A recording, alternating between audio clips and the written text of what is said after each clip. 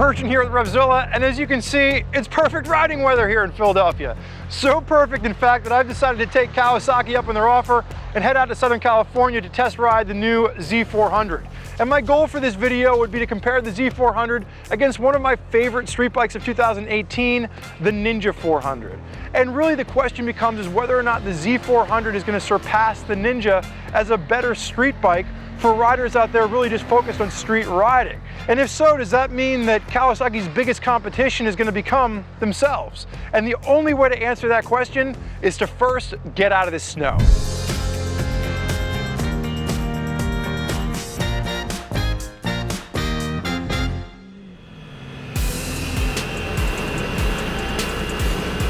So we're here in California. The sun is starting to peek its way out from behind the clouds up top there. It's about 70 degrees, it's not snowing. I will take this. We've had the past couple days now with the Z400 getting to ride around some of these canyon roads in Southern California between Los Angeles and San Diego. And we've just been having a great time with this little motorcycle. And it's something that we are going to compare a lot to the Ninja 400 because keep in mind that this bike is based very heavily on the Ninja 400 as a platform bike.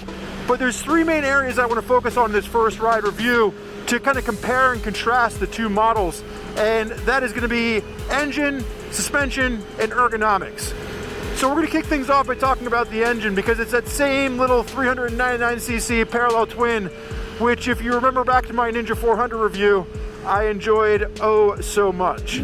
But what surprised me the most was how much power you're going to notice in the mid-range once you get this thing out on the backcountry road. So it's a lot less buzzy and there's a lot more torque and oomph in that 6,000 to 8,000 RPM range. So this engine is just so good.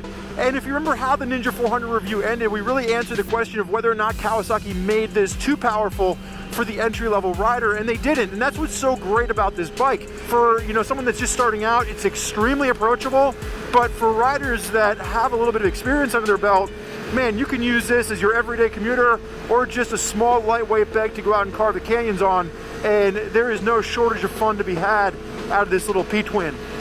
So the second area of comparison is going to be the suspension because Kawasaki actually surprised me when they announced in the rider's briefing that they changed the suspension for the Z400. This is now going to have slightly softer springs than what's found in the Ninja 400 by about 10% in the front as well as the back for the front fork and the rear shock.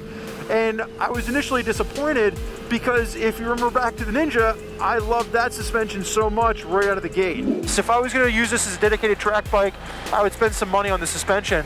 But I think for 90% of the folks out there who are just looking to get this for the street, I think you're going to be really impressed with what this suspension has to offer.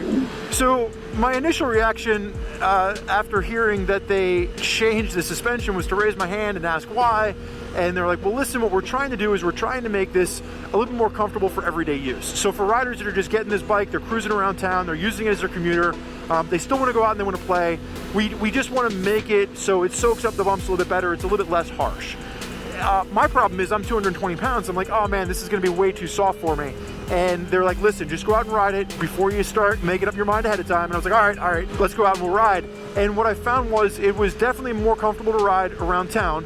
And yet when I got up and I was pushing it through some of the curvies, we went up Palomar Mountain yesterday, I really didn't notice it giving up too much from the aggressive standpoint until you really started getting to the nth degree of riding. But because I've been riding the Ninja 400 with a full Olin setup that we installed, I don't know, without riding them back to back, if I would have noticed that the suspension had changed unless they would have told me. So all I will say is that, like Kawasaki asked me to do, when you're comparing these two bikes, go into that with an open mind. If you're looking for a bike for just around town use and then maybe, some windy, curvy roads on the weekends, the Z400 is going to probably be a little more comfortable in general. And if you do decide that you want to upgrade the suspension like I did with the Ninja, there are plenty of upgrades out there. But I'd be guessing that for most people looking at this model, that might be a little bit cost prohibitive. Now the final thing to note here is going to be the ergonomics, and it's really one of the main things you'll notice when you walk into the showroom and just look at this motorcycle is the fact that it now has handlebars instead of clip-ons. So the bar is about a little bit wider, it's about 2 inches taller, different profile to it, so it just sits you up a little bit more. and I thought the Ninja 400 was comfortable. It's still a nice upright seating position, and I think for a lot of folks, because they see it as a sport bike just looking at the exterior of the motorcycle, they don't realize that this isn't that aggressive, you know, full race tuck that you get from a 600cc or 1000cc race replica bike. So I was a little bit apprehensive to the fact that they were going to make this too much of an upright bike, but what I found and what really surprised me was that you still get a nice aggressive tuck out of this. So you can sit upright, you can be more comfortable, but you can still pull down in that, you know, more aggressive kind of a racing tuck almost if you want to start pushing it through the canyon. So I think there's a lot of people that are going to like the fact that there's a lot of functionality with this motorcycle. Let's pull up over here, let's take a look at the view, and we'll wrap up a few final comparisons between this bike as well as the Ninja 400.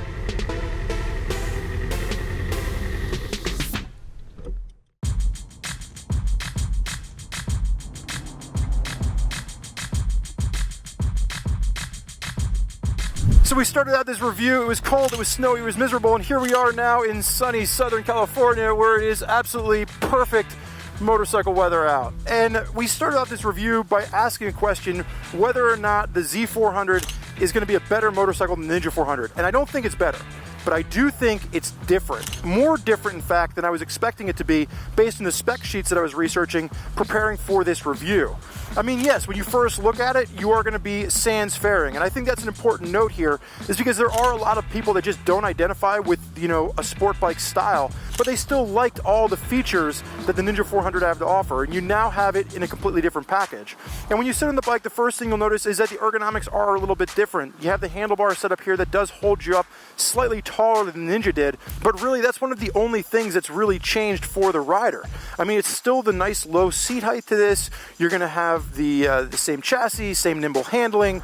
You get the same brakes, the same Dunlop stock tires on here that we really liked in that first Ninja review.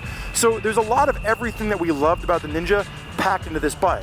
But the downside of that is that this does carry over some of the things that we didn't like about the Ninja 400. For example, my right foot is going to be smashing into that exhaust shield down there. The levers on this, the brake and the clutch lever, are not adjustable. And I did find mods for both of those items. But the one thing that surprised me with the Z400 that I didn't have a problem with on the Ninja are the mirrors. Now keep in mind that with the Ninja 400, those mirrors were mounted to the top of the fairing. They're a little bit wider and easier to see out of. Here, they're mounted to the handlebar, and when I strike the riding position, I have nothing but a really clear shot of my forearm right there. So that's probably a mod that I would want to make. But keep in mind that the Z400 with ABS, and it's only available with ABS in America, comes in with an MSRP of $4,799. That makes it $500 cheaper than the Ninja 400 with ABS. So I think that's going to be an important note, whether it's a first rider that's getting into this and they don't want to spend a lot of money, or if it's you know, an experienced rider that's just looking to add a second lighter weight bike to the garage. I mean, this is going to be sub $5,000. And speaking of lighter weight, the wet weight that Kawasaki claims for this is 364 pounds. So, I mean, extremely, extremely lightweight little machine. But the one thing to note there is that, I mean, there's just more information that we didn't have time to tackle in this first ride review. So what I'd recommend you do right now is head over to Common Tread, where you can read my first ride review of the Z400 from Kawasaki. And if you are really considering this as a comparison against the Ninja 400, I'd recommend you go back and check out that Ninja 400 article and video that we did last year if you haven't already done so. I want to thank you for joining us for this first ride review of the Z400 from Kawasaki here in sunny, beautiful Southern California. I'm Spurge. Enjoy the ride.